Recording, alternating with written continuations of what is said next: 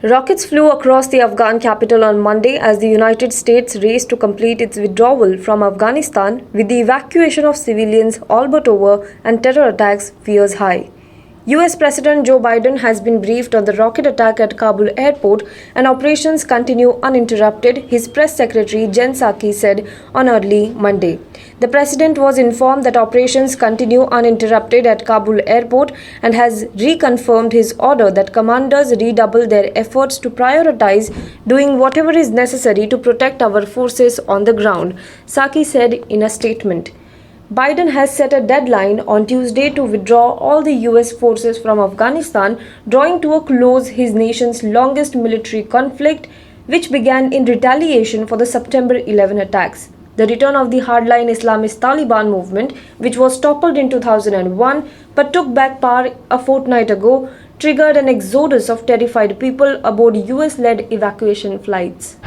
Shooter Avni Lekhara became the first Indian woman to win a Paralympic gold medal as she topped the podium in women's 10-meter air rifle standing event at the Tokyo Paralympics on Monday. The Indian shooter created a Paralympics record and equaled the world record with a score of 249.6 to win the gold medal.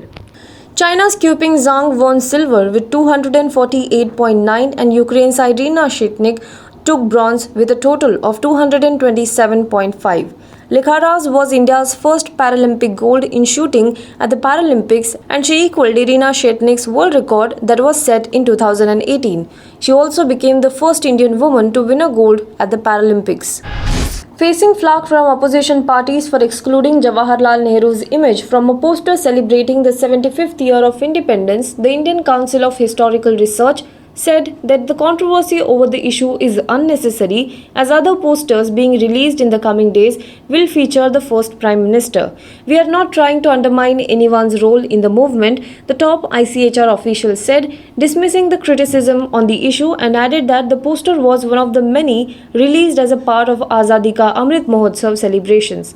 The Congress party, however, questioned the silence of Prime Minister Modi on the issue and demanded that he rise above his prejudices and intervene. Opposition parties had said that the omission was deliberate. ICHR, an autonomous body under the Ministry of Education, has been running a series of lectures and seminars on the theme of the independence struggle under Azadi Ka Amrit Mahotsav celebration.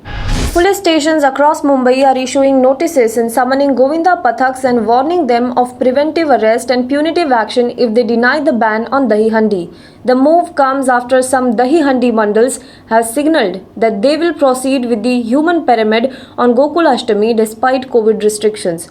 Many police stations in Maharashtra capital are dispatching police and cautioning people against violating the COVID protocols. The Bhaikala police station confirmed that they had dispatched a notice to Tadwadi Govinda Pathak warning them to follow the guidelines. Similarly, Jogeshwari police station has cautioned Jai Jawan Mandal against transgressing the law, Times of India reported. Smaller mandals are lying low because they do not wish to risk police wrath. Their members are working professionals who cannot afford to be embroiled in police cases just as they are resuming their livelihoods after the lockdown, a mandal spokesperson said. Chief Minister Uddhav Thackeray yesterday said that the centre's directive to states to ensure there is no crowding during the upcoming festivals underlines the need to prioritize lives of people amid the coronavirus pandemic. In a public appeal, Thackeray sought cooperation from political and social groups as well as all spheres of society as COVID-19 continued to hang over everyone's head like the sword of Damocles. The upward trend in COVID-19 cases that followed the week after Onam celebration sent India's tally to an 8-week high, with Kerala alone accounting for 66% of all cases.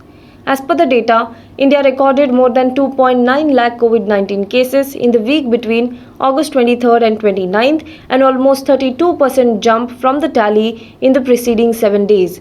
This was the highest number of weekly infections since the June 28th, July 4th weeks when 3.05 lakh cases were recorded. India recorded a 10.5% rise in deaths from the virus during the week.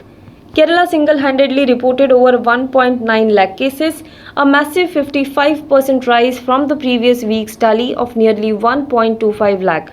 This was the highest number of infections recorded in the state in 14 weeks since May 16th and 23rd, and the highest in any Indian state in 13 weeks.